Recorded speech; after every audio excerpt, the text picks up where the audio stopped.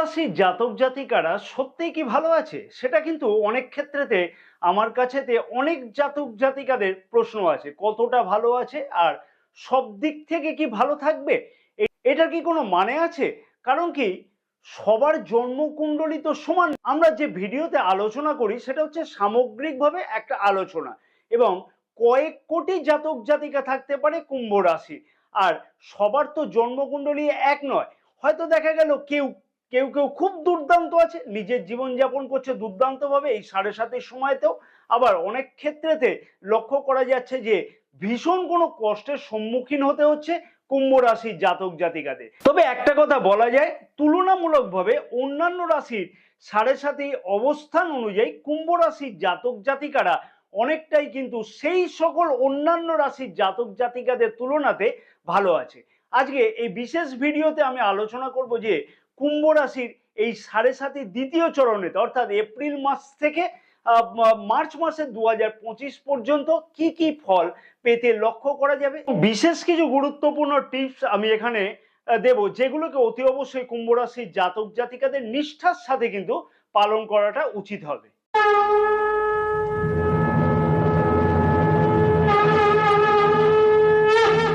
নমস্কার প্রিয় দর্শক বন্ধুগণ, আমি শ্রী পরাশর তোমাদের সকলকে জানাই সাদর অভ্যর্থনা তোমাদের এই প্রিয় চ্যানেল দ্য ডাইরেকশন অফ ডেস্টিনিতে। আশা করছি প্রিয় দর্শক বন্ধুগণ সকলে তোমরা বেশ ভালোই আছো।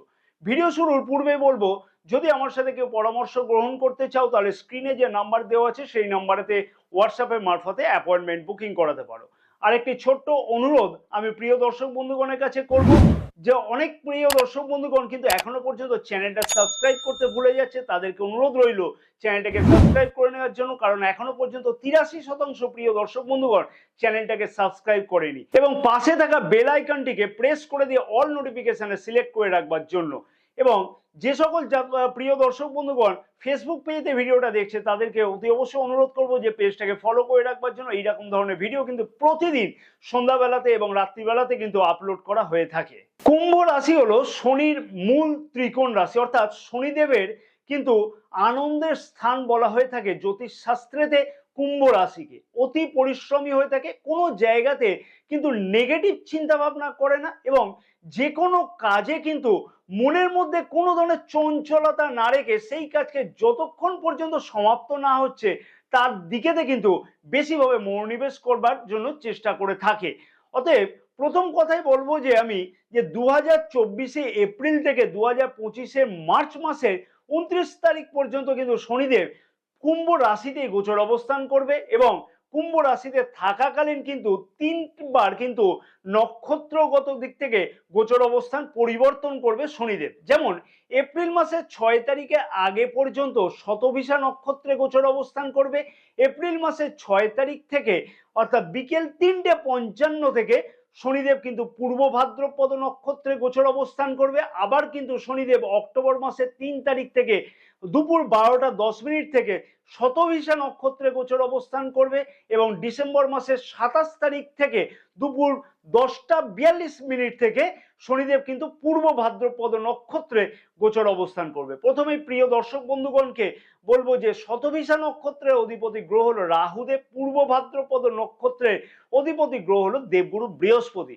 প্রথমেই আমি প্রিয় দর্শক বন্ধুগণকে বলবো, জন্মকুণ্ডলিতে শনিদেবের অবস্থান কিরকম আছে সেটা কিন্তু অতি অবশ্যই দেখবার বিষয়। কারণ জন্মকুণ্ডলিতে যদি শনিদেব দেখা যায় যে মিত্র রাশিতে নেই অথবা নিচস্থ অবস্থান করছে, তাহলে প্রথম কথাই বলবো শনির 7.5-তে বেশ কিছু অসুবিধার সম্মুখীন হতে হবে, এবং দশা মহাদশাও কিন্তু ফ্যাক্টর করবে।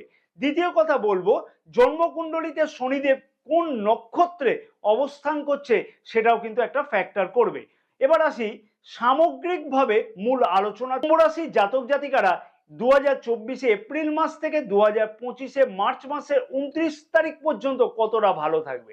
শনিদেব যেহেতু এপ্রিল মাসের 6 তারিখ পর্যন্ত রাহুর নক্ষত্রে গোচর অবস্থান করছে, তাই সামগ্রিকভাবে বলা যায় যে মনের মধ্যে চঞ্চলতা একটু বেশি থাকবে, মানসিক চাপ কিন্তু একটু বৃদ্ধি পাবে, এবং চোখ মুখ অথবা দাঁতের কোনো সমস্যা বা লিভার জনিত কোনো সমস্যা কিন্তু লক্ষ্য করা যেতে পারে। যে সকল জাতক জাতিকা আপার অ্যাবডোমেন সংক্রান্ত সমস্যাতে ভুগছিল তাদের ক্ষেত্রেতে বলা যেতে পারে যে অনেক ক্ষেত্রেতে এপ্রিল মাসের শেষ দিকেতে তার একটা ভালো কোনো সমাধান লক্ষ্য করতে পারবে। অর্থাৎ অনেক দৌড়াদৌড়ি অথবা ছোটাছুটি করেও ডাক্তারের কাছে গিয়ে ওষুধ খেয়েও যাদের সঠিকভাবে কোনো সমস্যার সমাধান হতে লক্ষ্য করা যাচ্ছিল না তাদের ক্ষেত্রেতে কিন্তু সেই সমস্যার সমাধান হতে লক্ষ্য করা সম্ভব।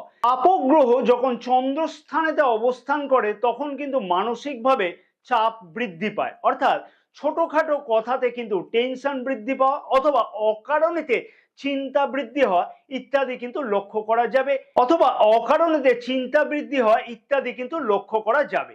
এপ্রিল মাসের 6 তারিখ থেকে অক্টোবর মাসের 3 তারিখ দুপুর 12টা 10 মিনিট পর্যন্ত যেহেতু শনিদেব পূর্ব ভাদ্রপদ নক্ষত্রে গোচর অবস্থান করবে এবং যেহেতু পূর্ব ভাদ্রপদ নক্ষত্র অধিপতি গ্রহ হলো দেবগুরু বৃহস্পতি, সেহেতু একটা কথা বলা যেতে পারে যে দেবগুরু বৃহস্পতি হচ্ছে কুম্ভ রাশির জাতক জাতিকাদের দ্বিতীয় এবং একাদশ ভাবের অধিপতি এবং দেবগুরু বৃহস্পতি যেহেতু এপ্রিল মাস পর্যন্ত রাশির তৃতীয় ভাবেতে অবস্থান করছে, গোচর অবস্থান করছে এবং শনিদেবেরও যেহেতু গোচর দৃষ্টি থাকছে, তাই অর্থের আমদানির দিক থেকে খানিকটা কিন্তু দৌড়ঝাঁপ বৃদ্ধি পাবে। সেটা কিন্তু কোনো না কোনোভাবে লক্ষ্য করা যাচ্ছে এপ্রিল মাস পর্যন্ত। অর্থাৎ তোমার অর্থ আয়ের জন্য তুমি যতটা পরিমাণে এফোর্ট দিচ্ছ সেই পরিমাণে আয় কিন্তু যথেষ্টভাবে হতে লক্ষ্য করা যাবে না। একই কাজের জন্য দৌড়ঝাঁপ বৃদ্ধি এবং সেই কাজেতে দৌড়ঝাঁপের ফলেতে যে পরিমাণ অর্থ আমদানি দরকার সেই অর্থ আমদানি কিন্তু হতে লক্ষ্য করা যাচ্ছে না এপ্রিল মাস পর্যন্ত। তবে একটা কথা বলা যেতে পারে যে দেবগুরু বৃহস্পতি যেহেতু মে মাস থেকে রাশির চতুর্থ ভাবেতে গোচর অবস্থান করবে এবং শনিদেব যেহেতু পূর্ব ভাদ্রপদ নক্ষত্রে গোচর অবস্থান করছে, তাই অর্থ সংক্রান্ত ব্যাপারেতে কিন্তু বেশ কিছু উন্নতি মে মাস থেকে অক্টোবর মাসের 3 তারিখ পর্যন্ত দেখা যাবে।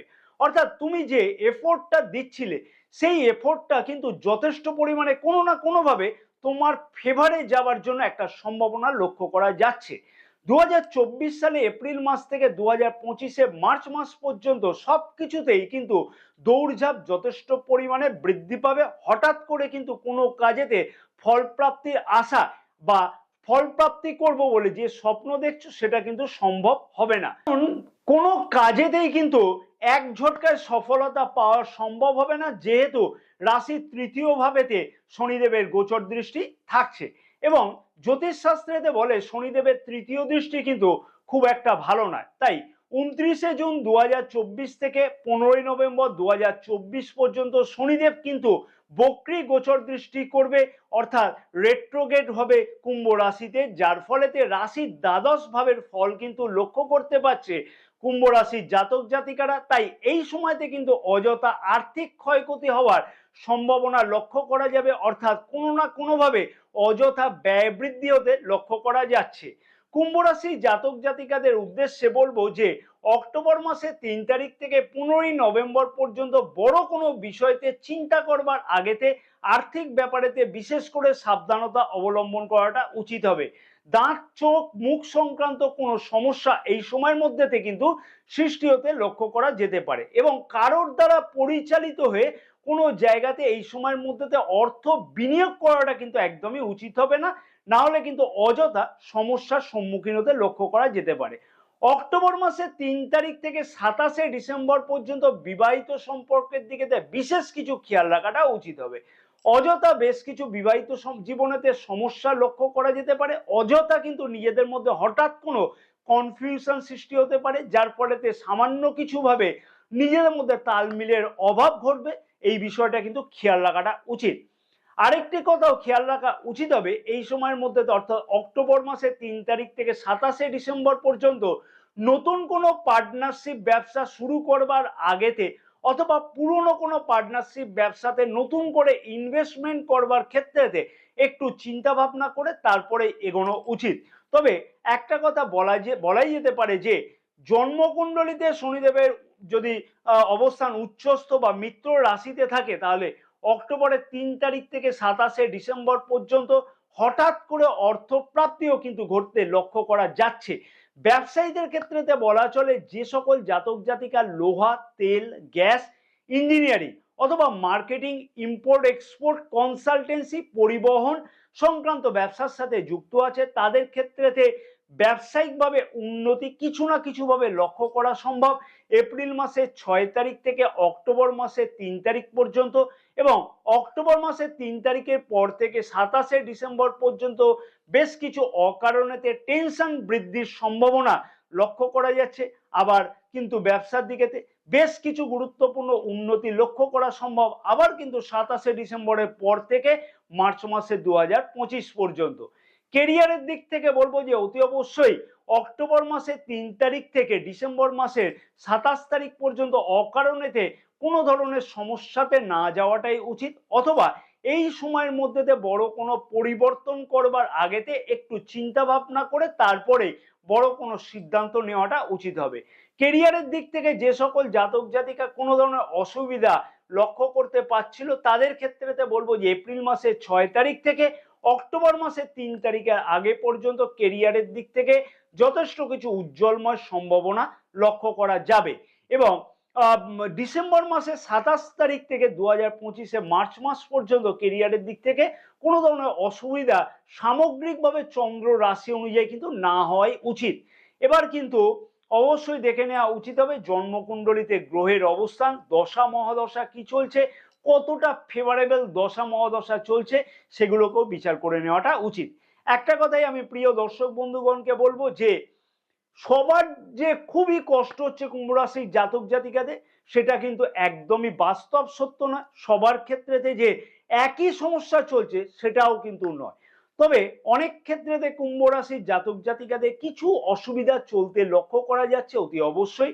আমি একটি বিশেষ ভিডিও কিন্তু অলরেডি আপলোড করে রেখেছি শনিদেব জন্মকুণ্ডলিতে কোথায় অবস্থান করলে কিরকম ধরনের ফল দিতে পারে, দশা বা মহাদশা অথবা ঢাইয়াতে চললে সেই রকম অবস্থাতেও কিরকম ফল দিতে পারে। ভিডিওটি দেখবার সময় আমি বলবো যে অতি অবশ্যই নিজের জন্মকুণ্ডলী যদি থাকে তাহলে হাতের সামনে একটিবার রেখে দেওয়ার জন্য এবং ভিডিওটি দেখবার জন্য অতি অবশ্যই একটা দারুণ ধারণা কিন্তু পাবে। এই ভিডিওর এন্ড স্ক্রিনেতে কিন্তু সেই ভিডিওটিকে দেওয়া আছে।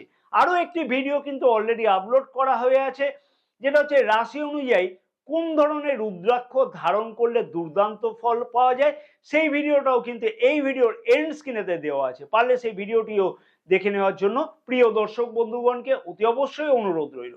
যদি জন্মকুণ্ডলিতে দেখা যায় যে শনিদেব নক্ষত্রগত অনুযায়ী খুব একটা ভালো অবস্থানে নেই, অথবা শনিদেব মিত্র রাশিতে অবস্থান করছে না, অথবা সহজ ভাষাতে বলতে গেলে বলবো যে মেষ রাশি, কর্কট রাশি এবং বৃশ্চিক রাশিতে শনিদেব যদি অবস্থান করে তাহলে অতি অবশ্যই আমি যে উপায়গুলিকে বলছি সেগুলোকে কিন্তু ফলো করাটা উচিত হবে। হনুমান চালিসা প্রতিদিন নিয়মিত নির্দিষ্ট সময়তে উত্তর দিকে মুখ করে পাঠ করো। অন্ততপক্ষে 8টি শনিবার কোনো ব্লাইন্ড স্কুলেতে কিছু খাওয়ানো অথবা মুদিখানা দ্রব্য দান করো। এবং শনিবার দিনকে অতি অবশ্যই তেল, লোহা, গ্যাস ইত্যাদি কিন্তু একদম ক্রয়টা বর্জন করলে খুব ভালো হয়।